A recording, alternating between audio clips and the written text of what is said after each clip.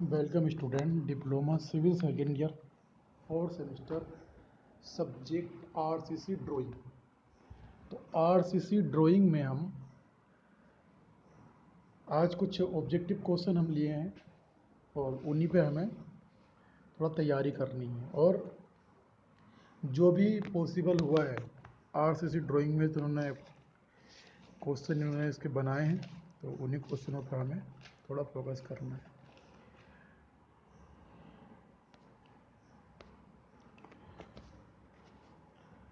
तो क्वेश्चन हमारे हैं पोर्टल फ्रेम के। तो पोर्टल फ्रेम में हम बात करेंगे। सबसे पहला क्वेश्चन हमारा है,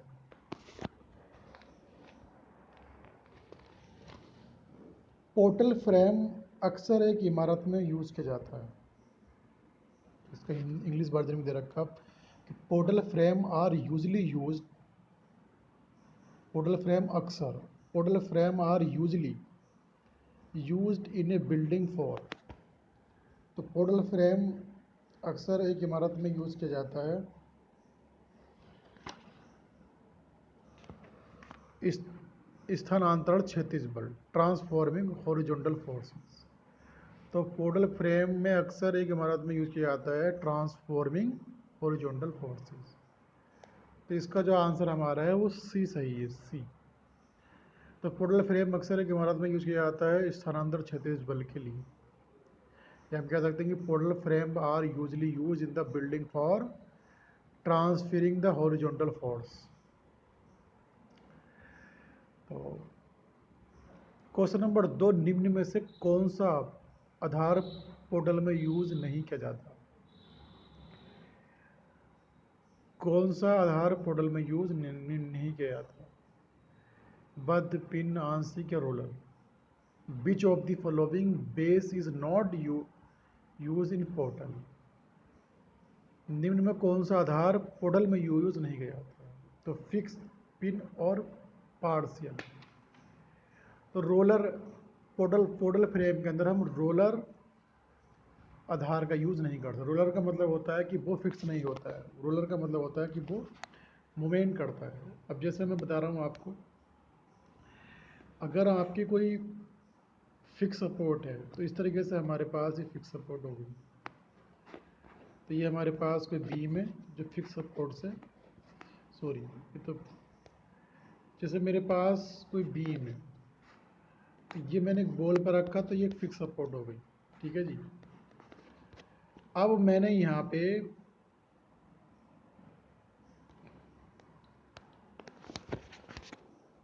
ये मैंने बीम लिया, यहाँ पे सपोर्ट दी, तो ये फिक्स सपोर्ट हो गया। यहाँ मैंने एक बेरिंग के रूप दे दिए, ये मेरी रोलर सपोर्ट है। तो रोलर सपोर्ट का मतलब होता है कि अब इसके परिते आप इसको कहीं पर भी मूवमेंट कर सकते हो। अब फ्रेम क्या होता है? फ्रेम एक ऐसा स्ट्रक्चर होता है कि जो मैंने माना, ये मैंने फ्रेम बनाया, एक फ्रेम, तीसरी दूसरा फ्रेम, तो फ्रेम में हमें रोलर सपोर्ट नहीं दे सकते। तो कहा था क्वेश्चन नंबर 2 में, निम्न में से कौन सा आधार पोर्टल में यूज नहीं किया जाता? तो फिक्स, ज़्यादातर तो हम फिक्स यूज करते हैं। पिन, पिन भी हम लगा सकते हैं। अगर हमारे पास एक रोड ये है, दूसरी ये है, तो यह पिन सपोर्ट भी कर सकते हैं। आंशिक यानी पार्सली, पार्सली का मतलब होता है कि आधी फिक्स आधी बिना फिक्स। रोलर का मतलब होता है कि वो फिर कहीं ना कहीं मूवमेंट कर जाएगी, इसलिए रोलर सपोर्ट का यूज बेस में नहीं करते। क्वेश्चन नंबर 3 है, degree of uncertainty of pin base portal frame is. पिन आधार की डिग्री अनिश्चितता पोर्टल फ्रेम का क्या अर्थ है? पिन आधार की डिग्री अनिश्चितता पोर्टल फ्रेम का क्या अर्थ है? क्वेश्चन नंबर 3, क्वेश्चन नंबर 3 का आंसर हमारा है जी ए, 1। इन्होंने कहा है कि पिन आधार की डिग्री अनिश्चितता पोर्टल फ्रेम का क्या अर्थ है? तो degree of uncertainty of the pin base portal frame is 1। इसका आंसर 1। क्वेश्चन नंबर 4 है, फिक्स्ड आधार की पोर्टल फ्रेम की अनिश्चितता की डिग्री क्या है? जो हमारे फिक्स आधार की पोर्टल फ्रेम है, तो what is the degree of uncertainty of fix base portal frame? जिस पोर्टल फ्रेम का बेस फिक्स होगा तो उसकी डिग्री कितनी होगी? तो क्वेश्चन नंबर 4 का आंसर है सी, यानी कि 3। अब हमारे पास कोई भी एक स्ट्रक्चर है और इसका जो बेस है वो फिक्स है, तो फिक्स की डिग्री कितनी होगी? 3 होगी। एक हमारा मोमेंट कार्य करेगा एम, एक हमारा रिएक्शन आर, और रोलर सब रिएक्शन मोमेंट, 3 फोर्स काम करते हैं। तो किसी पिन पर, किसी फिक्स पॉइंट पर हमारे 3 मोमेंट कार्य करते हैं। इसलिए उन्होंने कहा कि जहाँ पर पोर्टल फ्रेम में बेस फिक्स है तो वहाँ पर जो डिग्री होगी हमारी वो कितनी होगी? 3 होगी। तो what is the degree of uncertainty of fix base portal frame? 3। Question number 5 है, जहाँ पोर्टल फ्रेम में ऊर्ध्वाधर सदस्य के घुसपैठ का बिंदु है, तो in portal frame the point of insertion of vertical member is. जहाँ पोर्टल फ्रेम में ऊर्ध्वाधर सदस्य के घुसपैठ का बिंदु है, तो in portal frame the point of insertion of vertical member is. तो क्वेश्चन नंबर 5 का आंसर हमारा है सी। ऊर्ध्वाधर सदस्य की लंबाई पर निर्भर करता है। पोर्टल फ्रेम में ऊर्ध्वाधर सदस्य की घुसपैठ का बिंदु है कि ऊर्ध्वाधर सदस्य की लंबाई पर निर्भर करता है। तो depends of length of vertical member. Question number 5 में बोला कि in portal frame the point of insertion of vertical member is depends of length of vertical member.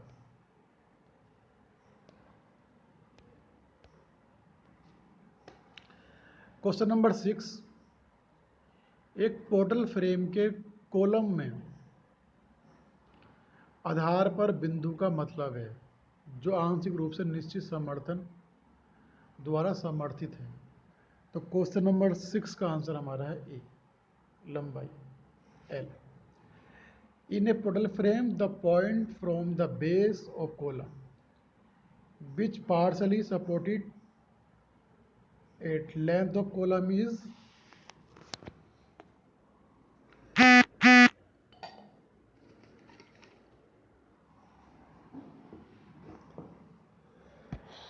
Length of column is L, यानी कि लंबाई।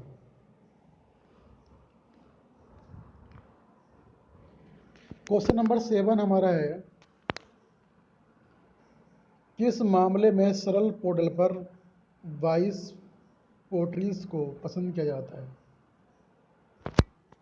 क्वेश्चन नंबर 7 की भाषा थोड़ी अटपटी लगी मुझे।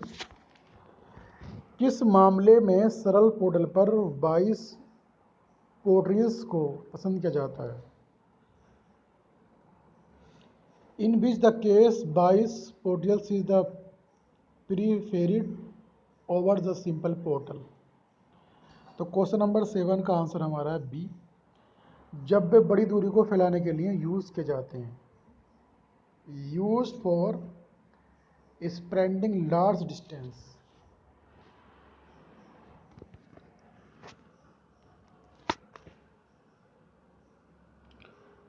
क्वेश्चन नंबर 8, फ्रेम का विश्लेषण करने की विधि। Method of analysis of frame is. Method of analysis of frame is. तो फ्रेम का विश्लेषण करने की विधि। क्वेश्चन नंबर 8, क्वेश्चन नंबर 8 का आंसर हमारा है ए, आघूर्ण वितरण विधि। तो moment distribution method, moment distribution method.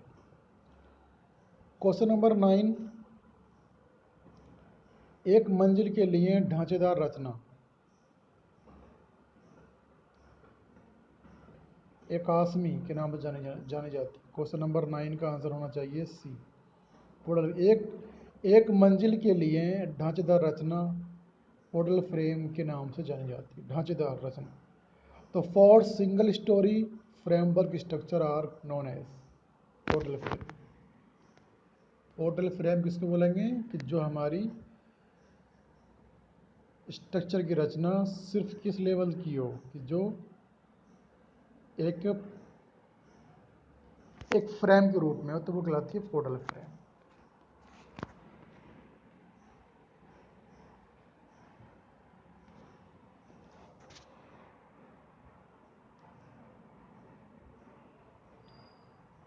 Drying of cantilever retaining ball. अब आता है कैंटिलीवर रिटेनिंग बॉल पे कुछ क्वेश्चन आएंगे। तो कैंटिलीवर रिटेनिंग बॉल में पहला क्वेश्चन हमारा है, जिस सिस्टम में हाई तन्य मिश्र धातु इस्पात बार का यूज पूर्व तनावपूर्ण के रूप में किया जाता है। In which system high tensile mixed metal steel bar are use in the form of the pre fully tensile रंडनो। तो क्वेश्चन नंबर पहले का हमारा आंसर है डी, ली मेकाल सिस्टम। पहले का हमारा आंसर क्या है, ली मेकाल सिस्टम।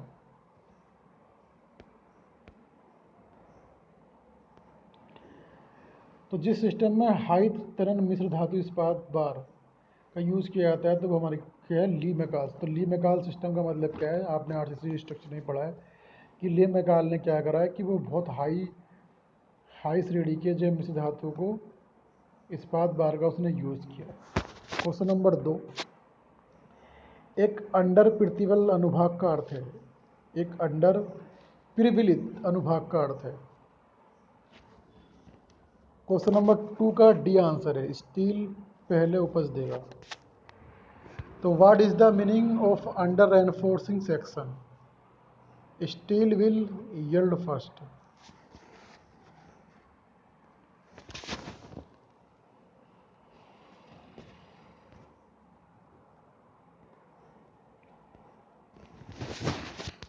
क्वेश्चन नंबर 3, एक मिट्टी की पुनरावृत्ति का कोण अधिकतम कोण है जो मिट्टी के बड़े बाहरी सतह का है। पुनरावृत्ति, तो repetition angle of soil is maximum angle which is between the other outer bigger surface of soil. Question number 3 का हमारा आंसर है जी ए, क्षैतिज के साथ विद हॉरिजॉन्टल। एक मिट्टी की पुनरावृत्ति का कोण अधिकतम कोण है जो मिट्टी के बड़े बाहरी सतह का क्षैतिज के साथ, ऊर्ध्वाधर के साथ, मिट्टी के झुकाव के साथ, इनमें से कोई नहीं।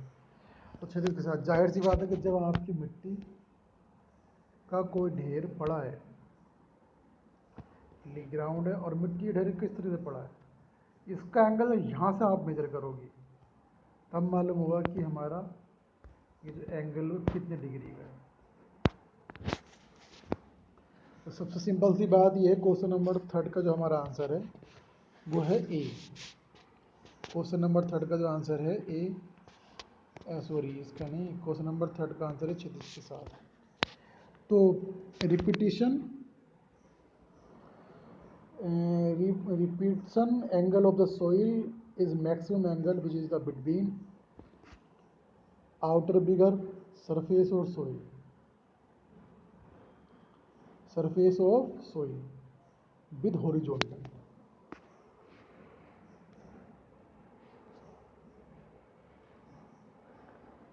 क्वेश्चन नंबर हमारा 4 है कि रफ फाउंडेशन प्रदान किया जाता है यदि इसका क्षेत्र इमारत के योजना क्षेत्र से अधिक है।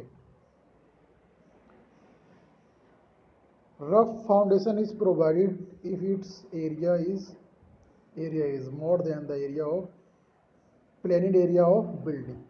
क्वेश्चन नंबर 4, तो क्वेश्चन नंबर 4 का जो हमारा आंसर है डी 50%, यानी कि इसका आंसर कितना है, डी 50%। कहा है इन्होंने कि रफ फाउंडेशन यूज किया जाता है यदि इसका क्षेत्रफल इमारत के योजना क्षेत्र से अधिक है, कितना? 50%।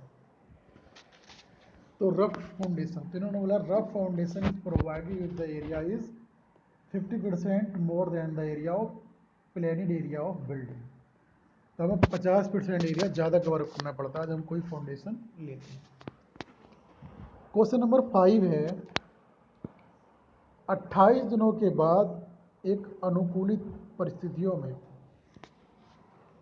15 सेंटीमीटर कंक्रीट क्यूबिक में अधिकतम कृषिंगत ताकत।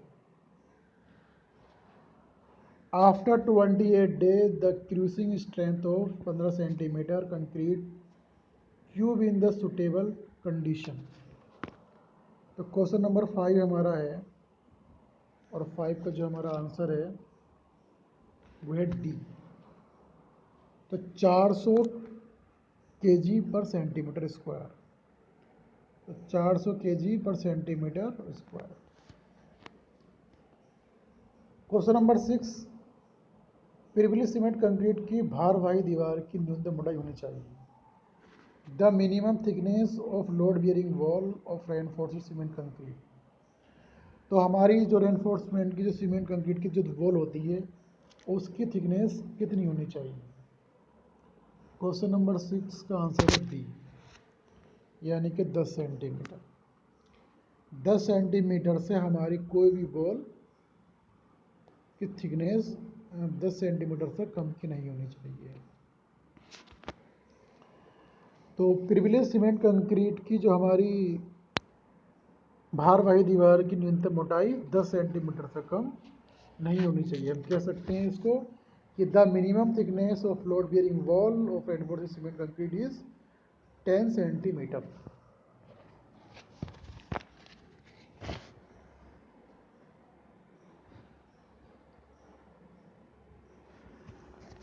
क्वेश्चन नंबर 7, भूमि को एक पार्श्व में रोकने हेतु समलंबी अनुप्रस्थ काट के साथ प्रतिधारक दीवार खड़ी है, तो उस काट का अधिकतर आधार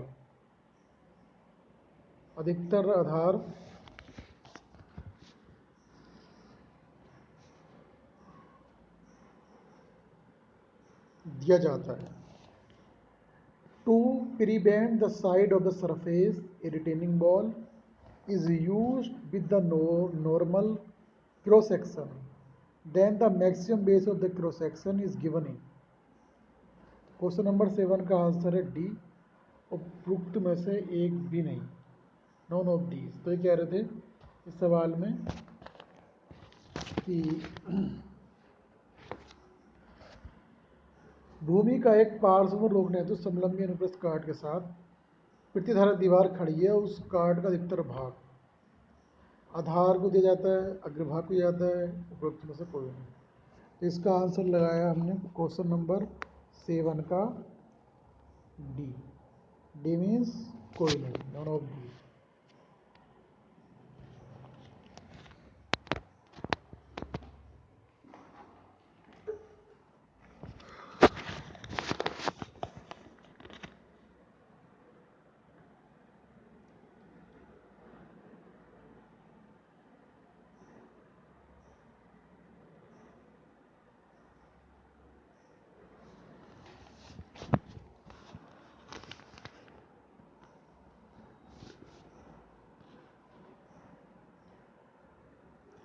क्वेश्चन नंबर हमारा 8 है,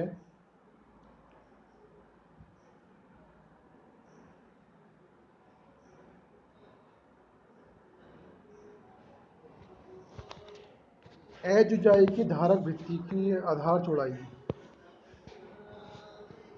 सामान्यतः बी कितनी होती है? Usually base width of a holder wall of height.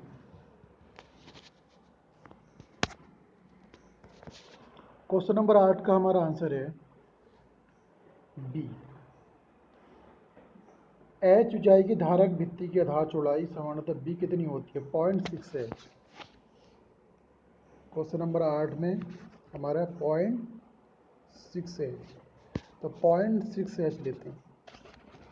Usually base width of a holder ball of height, H is equal to 0.6 है। क्वेश्चन नंबर 9, स्लेब में सकल अनुभागीय क्षेत्र के न्यूनतम शुद्धिकरण का प्रतिशत। क्वेश्चन नंबर 9 का आंसर हमारा है सी, 0.15%।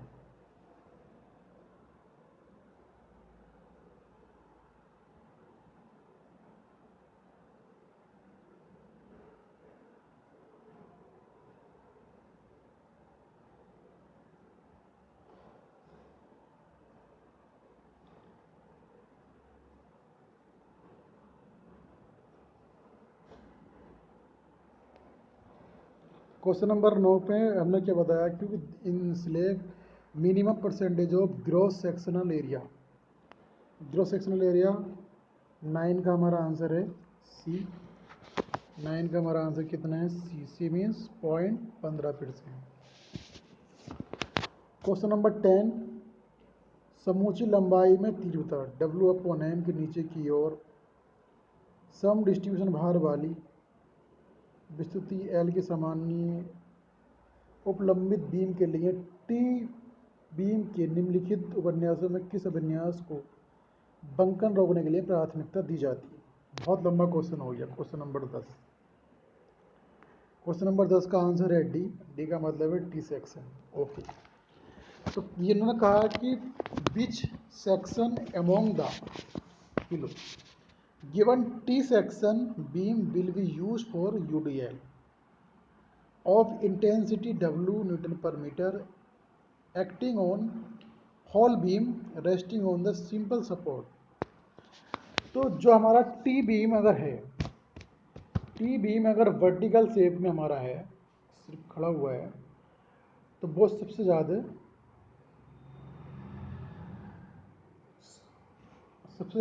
रेसिस्ट कर सकता है लोड। तो टी बीम हमारा कौन सा वाला, इस टाइप का, सॉरी इस टाइप का जो हमने टी बीम बना रखा है यूँ करके, तो सबसे ज़्यादा इस शेप वाला लोड लेता है। ज़्यादातर हम जो टी बीम पर ही लोड ट्रांसमिट करते हैं, जैसे जो हम ब्रिज बनाते हैं तो टी टाइप के ही हम कॉलम खड़े करते हैं और टी बीम बनाते हैं। तो इनमें कहा सवाल में, अच्छा सवाल है क्वेश्चन नंबर 10, W/N के नीचे की ओर सम UDL लोड वाली L की सामान्य, तो यहाँ कुछ गलत दे रखे हैं, L की सामान्य, T की सामान्य उपलब्धि बीम के लिए टी धरणों में निम्नलिखित अभिन्यासों में से किस अभिन्यास को बंकन रोकने के लिए, तो बंकन का मतलब बेंडिंग,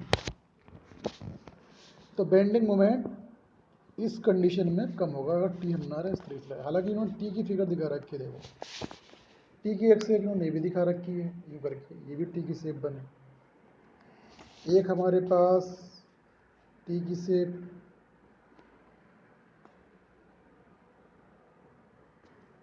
ये भी बने, और एक हमारे पास टी की शेप ये भी बने। तो ये तीन, जबकि हम ना इस शेप का यूज़ करना है, ना हमें इसका करना है, ना इसका करना है।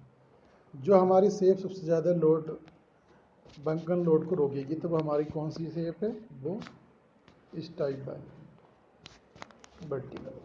Okay, question number 11, the frame retaining ball should not be use for the height more then,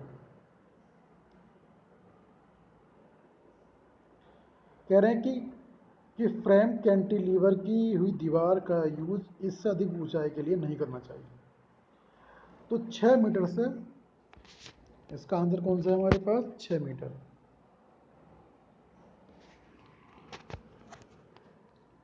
sorry,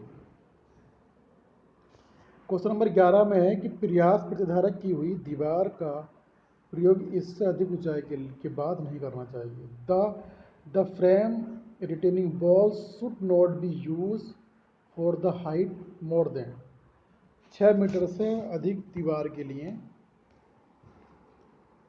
6 metre से लंबी दीवार हमें रिटेनिंग बॉल नहीं बनानी चाहिए। कैंटिलीवर इससे अधिक ऊंचाई के बाद नहीं होनी चाहिए। तो 6 मीटर उससे ऊंची 6 मीटर से ऊंची दीवार हमें रिटर्निंग बॉल की नहीं बनानी चाहिए। ठीक है जी। क्वेश्चन नंबर 12, कैंटिलीवर पार्श्व पुस्ता दीवार को सुरक्षित रूप से कितनी ऊंचाई तक बताया जा सकता है? एक cantilever side buttress will can be made safely eight which height? Cantilever पार्श्व दीवार की सुरक्षित रूप से कितनी ऊंचाई तक बनाया जा सकता है? तो क्वेश्चन नंबर हमारा है 12 का answer B. B means 5 metre. एक cantilever side buttress wall can be made safely the which height 5 metre. Cantilever हमारी 5 मीटर, रिटेनिंग बॉल 6 मीटर। तो यहाँ इन्होंने बोला था, यहाँ पे सबसे सिंपल एक बात बोली कि जो हमारे पास फ्रेम रिटेनिंग की दीवार का यूज इससे अधिक ऊंचाई के बाद नहीं करना चाहिए, 6 मीटर से अधिक ऊंचाई पे नहीं करना चाहिए। और कैंटिलीवर पार्श्व पुस्ता दीवार को सुरक्षित रूप से कितनी ऊंचाई तक बनाया जा सकता है? 5 मीटर। एक cantilever side buttress wall can be made safely which height 5 metre. Question number 13 है, IS कोड के अनुसार 456 1978 अपने किनारों पर नींव पर प्रबलित कंक्रीट फटिंग की मोटाई से कम रखा जाता है। तो 13 का आंसर है B, 30 centimetre. According to IS 456-1978, what should be less thickness of the reinforced concrete footing at the side of footings? 30 centimetre.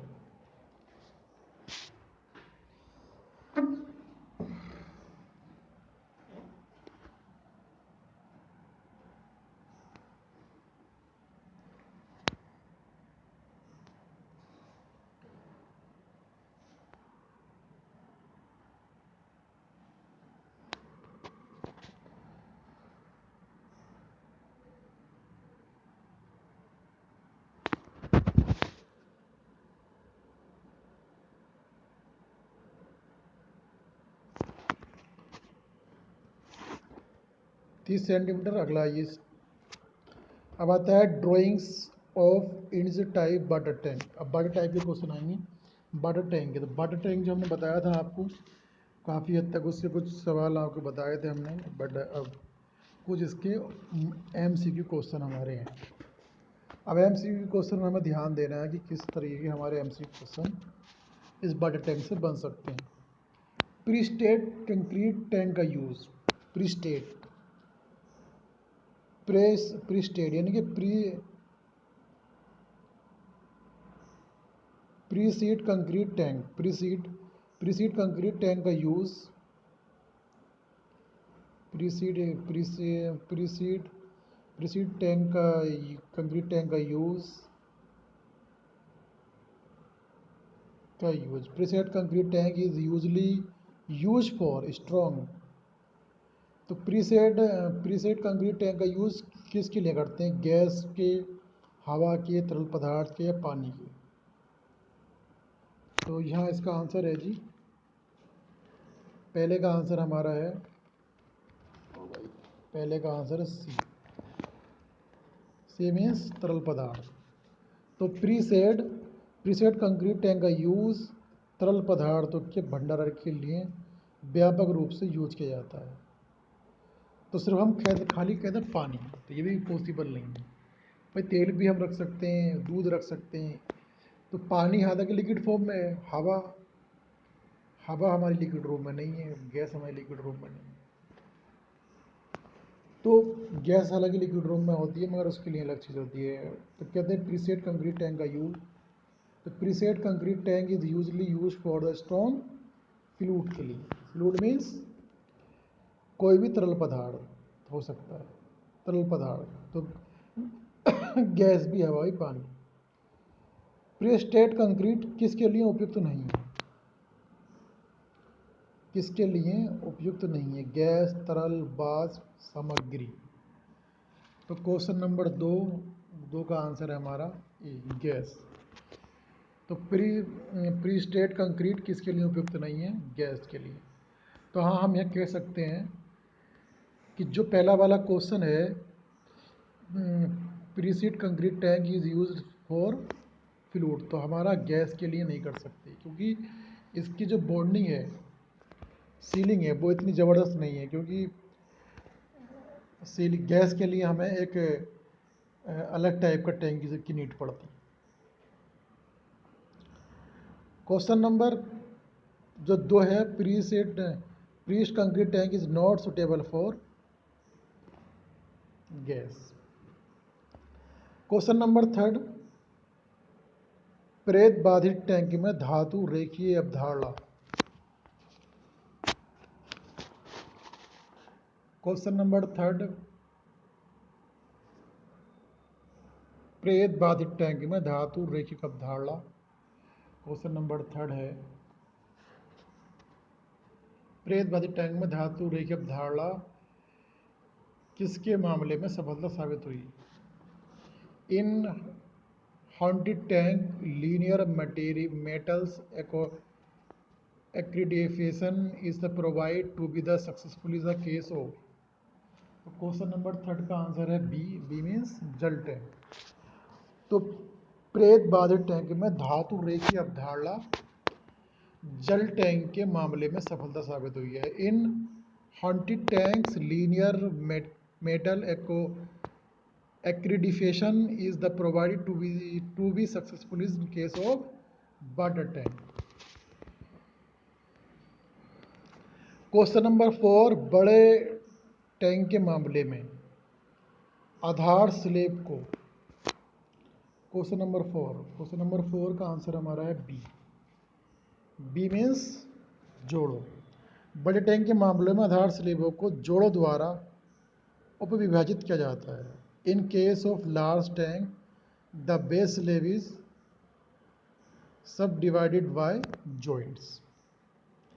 इन्होंने कहा है कि in case of the large tank the base slab is subdivided by the joints. Joint के अगर वो large slab है किसी tank का, तो हम जॉइंट के जरिए उसको विभाजित कर सकते हैं। क्वेश्चन नंबर 5, भारतीय मानक कोड द्वारा निर्धारित फर्श स्लेब के लिए प्रदान किए गए नाम मात्र शुद्धिकरण इतने से कम नहीं है। तो क्वेश्चन नंबर 5 का जो हमारा आंसर है वो सी, यानी कि 0.15 से कम नहीं है। भारतीय मानक कोड द्वारा निर्धारित फर्श स्लेब के लिए प्रदान किए गए नाम मात्र शुद्धिकरण 0.15 से कम नहीं है। तो इसका आंसर हमारा है 0.15 सी। 5वें का आंसर है C. According to Indian standard for prescribed floor slab the reinforcement given are not less than. तो क्वेश्चन नंबर 5 का हमारा आंसर है 0.15।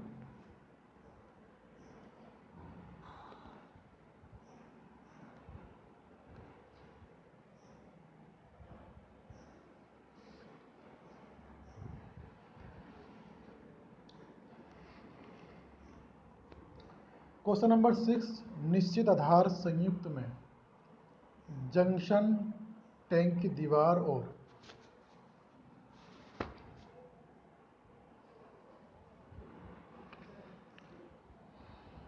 निश्चित आधार संयुक्त में जंक्शन टैंक की दीवार और क्वेश्चन नंबर 6 का आंसर हमारा है बी, फुटिंग के बीच है। निश्चित आधार संयुक्त में जंक्शन टैंक की दीवार और फुटिंग के बीच है। तो इन definite combined base the footing is the given between the junction tank wall। तो क्वेश्चन नंबर 6 का हमारा आंसर है फुटिंग। तो उन्होंने कहा था 6 में कि निश्चित आधार संयुक्त में जंक्शन टैंक की दीवार और फुटिंग के बीच है। तो इन definition In definite the combined base, the footing is given between junction tank wall. Question number 7, जब एक स्लाइडिंग संयुक्त की दीवार और आधार के जंक्शन पर इंटेट किया जाता है, क्वेश्चन नंबर 7 का आंसर हमारा है 7 का ए, BBR मशीन, 7 का ए रबर। जब एक स्लाइडिंग संयुक्त की दीवार और आधार के जंक्शन पर जब एक स्लाइडिंग संयुक्त की दीवार और आधार के जंक्शन पर इंटेट किया जाता है तो रबड़ लगाते हैं। क्या लगाते हैं? उस पर रबड़ लगाते हैं। कह रहे हैं कि rubber is use to interact wall of combined sliding and the base of junction.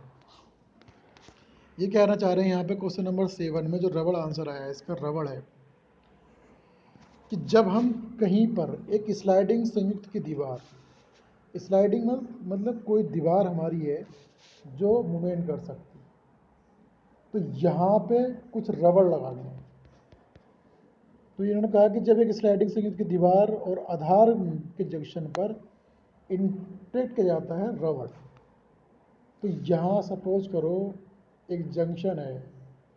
अब जंक्शन क्या होता है कि जहाँ पे दो से अधिक डायरेक्शन हो, जैसे मैंने ये बनाया एक ही, ठीक है, और एक मैंने बनाया यू। अब यहाँ पे हमने एक रबड़ लगा दी नीचे, जब हमने टेका तो रबड़ लगा दी, और नीचे क्या है इसके, ये एक बोल जा रहे हैं। तो इस तरीके से हम, तो क्वेश्चन नंबर 7 का जो आंसर है हमारा वो है रबड़ ए। क्वेश्चन नंबर 8, परिपत्र टैंक के लिए तार लपेटने का सबसे आम तरीका। इसका आंसर है डी, कर्षण मशीन। कहा था कि परिपत्र टैंक के लिए तार लपेटने का सबसे आम तरीका कर्षण मशीन में शामिल है। The most common method for binding wire on a circular tank is traction machine. Traction machine के जरिए क्या है, किसी हम binding wire on a circular tank, तो the most common method for binding wire on a circular tank, तो traction machine.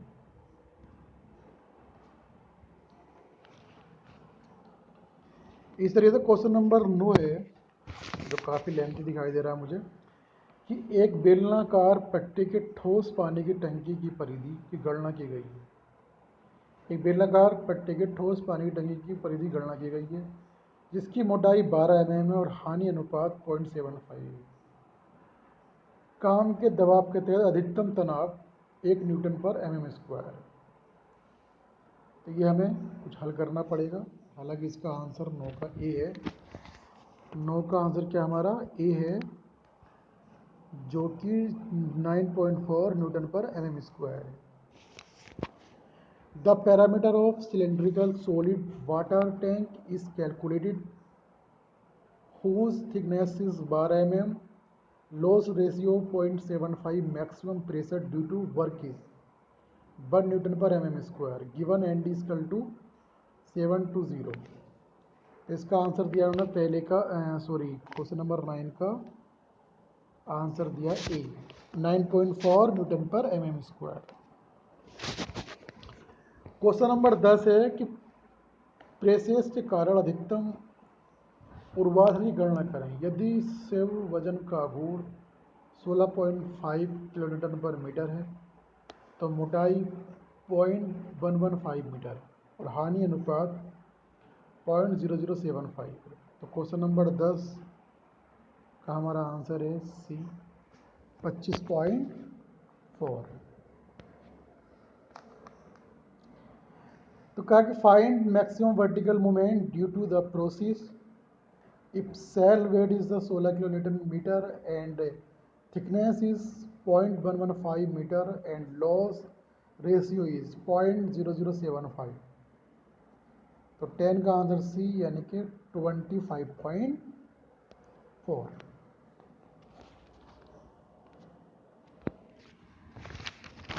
अब अगला चैप्टर आता है draw at last one seat using the AutoCAD software. चलो, कुछ ऑटोकैड के क्वेश्चन हैं। हालांकि ऑटोकैड आपका इंजीनियरिंग ड्राइंग के अंदर भी था, शायद आपने वहाँ ना पढ़ा हो, बट ऑटोकैड में हमारी कमांड ही सबसे मेन होती हैं और कमांड पे ही हम फोकस करते हैं।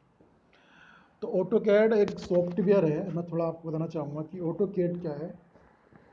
एक कंप्यूटर एडेड सॉफ्टवेयर है। जितना भी आपने इंजीनियरिंग ड्राइंग या बिल्डिंग ड्राइंग या आर्टिस्ट ड्राइंग पढ़ा है, तो ऑटोकैड के माध्यम से हम किसी भी ड्राइंग को बिना ड्राइंग सीट के, बिना पेंसिल के, बिना कंपास के, बिना किसी इंस्ट्रूमेंट के हम एक कंप्यूटर सॉफ्टवेयर पे कोई भी ड्राइंग आसानी से ड्रा कर सकते हैं। किसी भी ड्राइंग सीट पे हम कुछ भी एडिटिंग कर सकते हैं। तो अभी हम कैड सॉफ्टवेयर के बारे में कुछ बताएंगे कि जो कुछ क्वेश्चन उन्होंने इम्पोर्टेंट दिखाएं।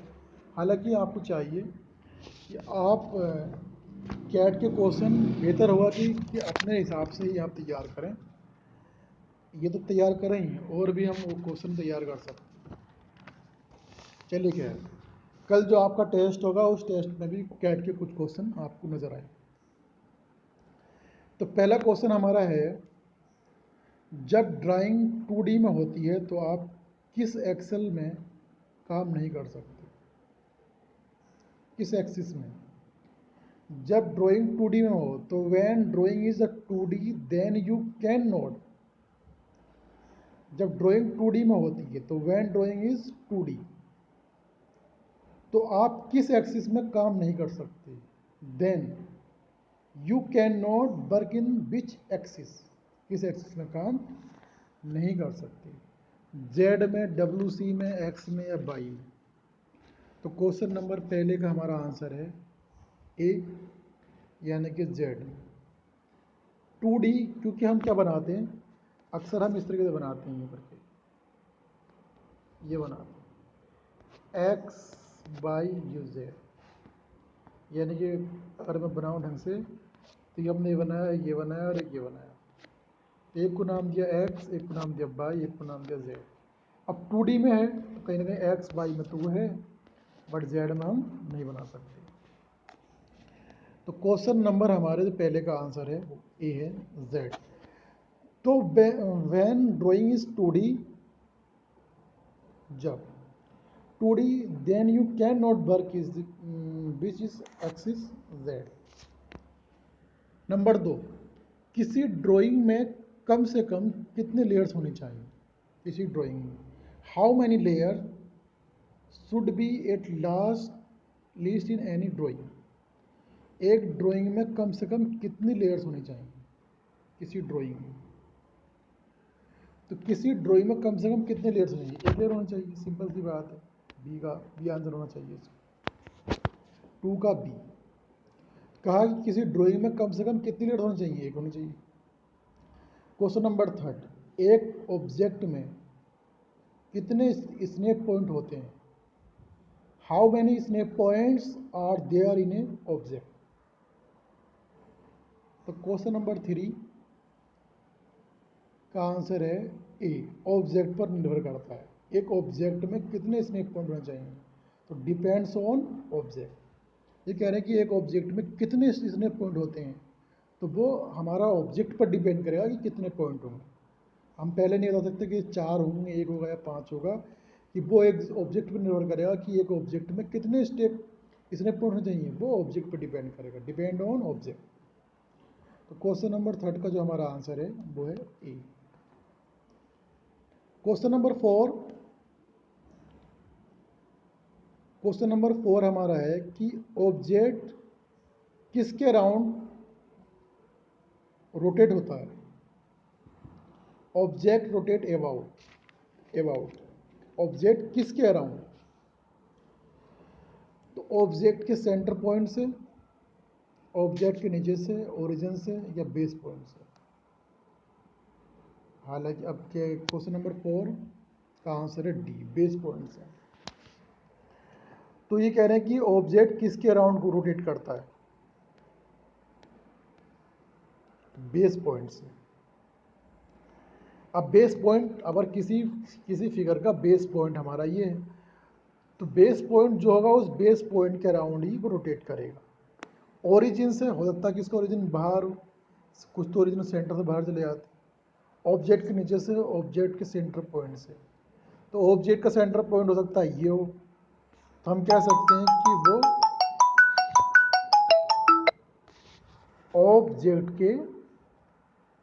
ऑब्जेक्ट किसके अराउंड रोटेट होता है, बेस पॉइंट से।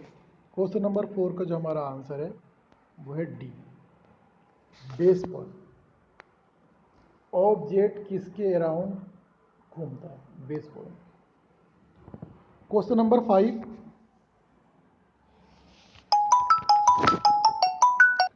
क्वेश्चन नंबर 5 हमारा है कि किसी ड्राइंग का ओरिजिन कहाँ होता है, किसी ड्राइंग का ओरिजिन कहाँ होता है। तो किसी भी ड्राइंग का जो ओरिजिन हमारा शुरू होगा वो 0 0 से होगा, यानी कि 0 0, एक्स बाई, एक्स भी 0 बाई भी 0। तो सेंटर पॉइंट कहते हैं। Where is origin of any drawing exist, तो ड्राइंग का जो हमारा ओरिजिन होगा वो 0 0 से। और कोई भी ऑब्जेक्ट कहाँ से मूवमेंट करेगा, अपने बेस पॉइंट से। क्वेश्चन नंबर 6 है, समांतर रेखाएं संकेंद्रीय वृत्त व समांतर वक्र प्राप्त करने के लिए ऑटोकैड में काम आता है। तो क्वेश्चन नंबर 6 का हमारा आंसर है बी, ऑफसेट। समांतर रेखाएं और संकेंद्रीय वृत्त व समांतर वक्र प्राप्त करने के लिए ऑफसेट ऑटोकैड में काम आता है। The gate parallel lines concentric circle and the parallel curve in AutoCAD. Which command is used? Offset. तो क्वेश्चन नंबर 6 का हमारा आंसर है बी, 6 का आंसर है कौन सा, B, offset. Question number 7, AutoCAD में प्रॉपर्टी फिलेट के लिए कौन सी कुंजी काम में ली जाती है। ऑटोकैड में प्रॉपर्टी फिलेट के लिए for property palette, which key is the use in AutoCAD? Control plus 1। तो 7 का आंसर हमारा है सी, कंट्रोल प्लस 1। क्वेश्चन नंबर 8, वृत्त बनाने के लिए दो बिंदु ऑप्शन का यूज करते हुए उल्लेखित किया जाता है। वृत्त बनाने के लिए दो बिंदु ऑप्शन का यूज उल्लेखित करते हुए किया जाता है। The for making circle 2 points option is used. Which properties are described? Question number 8 का हमारा जो आंसर है वो है ए, दो ऑब्जेक्ट की त्रिज्या और स्पर्श रेखा tangent, radius of two object and tangent line. इन्होंने कहा था कि क्वेश्चन नंबर 8 का आंसर कितना है, ए, दो ऑब्जेक्ट की त्रिज्या और स्पर्श रेखा tangent, radius of two objects and tangent line. For making circle 2 points option is use, which properties are described, radius of two objects and tangent line. Tangent line क्या हुई, ये हमारे पास सर्किल है और इस सर्किल को यह कहाँ से स्पर्श करे, यह टेंजेंट लाइन कहलाती है। क्वेश्चन नंबर 9, आयत या वर्ग बनाने के लिए ऑटोकैड में कौन सी कमांड यूज में लोगे। आयत या वर्ग, और आयत यानी कि रेक्टेंगल और स्क्वायर। रेक्टेंगल, तो फॉर द मेकिंग रेक्टेंगल और square in AutoCAD which command is use. तो क्वेश्चन नंबर 9 का जो हमारा आंसर है वो है डी, आयत या वर्ग बनाने के लिए REC, रेक्टेंगल, ठीक है, REC। क्वेश्चन नंबर 9 में हम क्या लेंगे, REC। REC का मतलब हुआ रेक्टेंगल।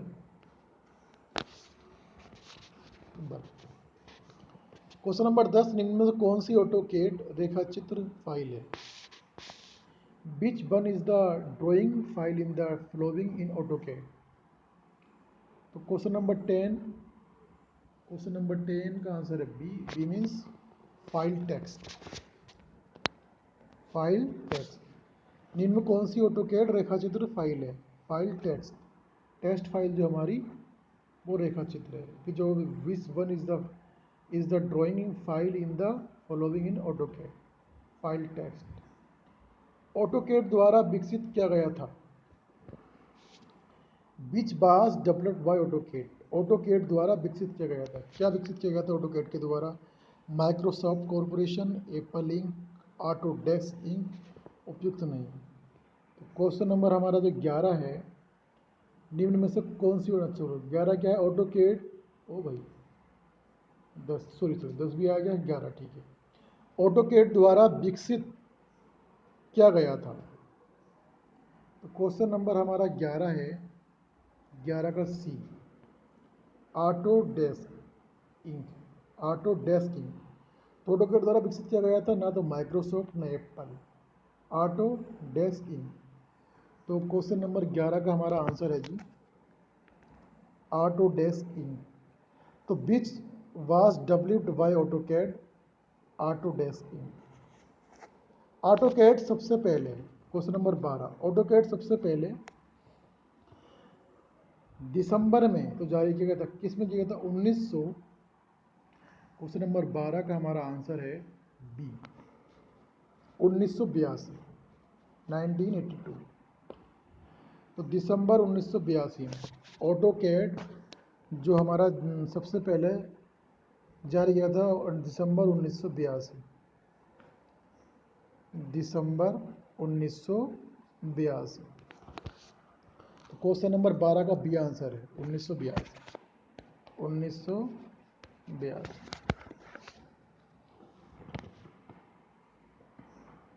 दिसंबर 1982। ऑटोकैड में कितने कार्यस्थान उपलब्ध हैं? ऑटोकैड में कितने कार्यस्थान उपलब्ध हैं?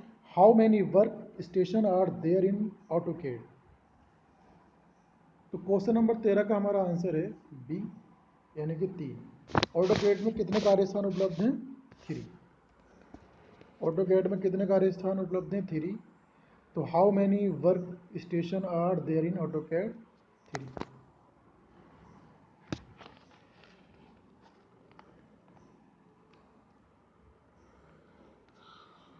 क्वेश्चन नंबर 14 है कि ऑटोकैड में कितनी इकाइयाँ उपलब्ध हैं? पहला था कि ऑटोकैड में कितने कार्यस्थान है? 3। ऑटोकैड में कितनी इकाइयाँ उपलब्ध हैं? तो 14 का मतलब हुआ C, 5। How many units are available in AutoCAD. तो ऑटोकैड में कितनी इकाइयाँ उपलब्ध हैं? 5। ऑटोकैड में कितनी इकाइयाँ उपलब्ध हैं? 5। और इससे पहला क्वेश्चन क्या था? ऑटोकैड में कितने कार्य स्थान हैं? स्थान कितने हैं? 3। इकाइयाँ कितनी हैं? 5। स्केल कमांड को आसानी से टाइप करके किया जा सकता है। Scale command can be easily used by typing. तो 15 नंबर का जो हमारा आंसर है क्वेश्चन सी, एस सी लिख टाइप करके हम स्केल कमांड दे सकते हैं। तो स्टूडेंट इस लेक्चर में इतना ही। और जो भी आपके चैप्टर वाइज कुछ ऑब्जेक्टिव क्वेश्चन थे MCQ, वो मैंने आपको डिफाइन किए, एक्सप्लेन किए, और जितना भी मुझसे हो सका मैंने वो उसको बताया। आप इन सभी क्वेश्चनों को ढंग से याद करें। और ऑटोकैड के बारे में आप चाहे फर्स्ट ईयर की इंजीनियरिंग ड्राइंग से थोड़ा सा क्वेश्चन देख लें, या फिर कोई भी कहीं पर भी ऑटोकैड की कुछ कमांड दे रखी हैं तो उनको आप पढ़ लें। क्योंकि जब आप किसी कमांड पर थोड़ा सा कंसंट्रेट करेंगे तो कहीं ना कहीं आप जो भी ऑब्जेक्टिव क्वेश्चन उसका बनेगा तो उस कमांड का आप विकल्पों से आंसर दे सकते हैं। तो ऑटोकैड एक कंप्यूटर सॉफ्टवेयर है जिसके ज़रिए हम किसी ड्राइंग को आसानी से बना सकते हैं। तो इसलिए आपका सिलेबस में ऑटोकैड का कुछ पार्ट दे रखा है। तो मैं यही चाहूँगा कि ऑटोकैड के बारे में भी आप अच्छे से तैयारी करें और अच्छे से ऑटोकैड के बारे में जो भी क्वेश्चन आपका बनेगा उसका आप आसानी से आंसर दे सकें। तो स्टूडेंट इसके अंदर जितने भी मेरे क्वेश्चन देखे वो सबको मैंने बताया। तो इस लेक्चर में इतना ही। और अब बाकी हम इसका टेस्ट लेंगे कल, और टेस्ट के बाद ही हम आपका फिर एक नया कुछ बता पाएंगे। तो थैंक यू क्लास, आज के लेक्चर में इतना ही।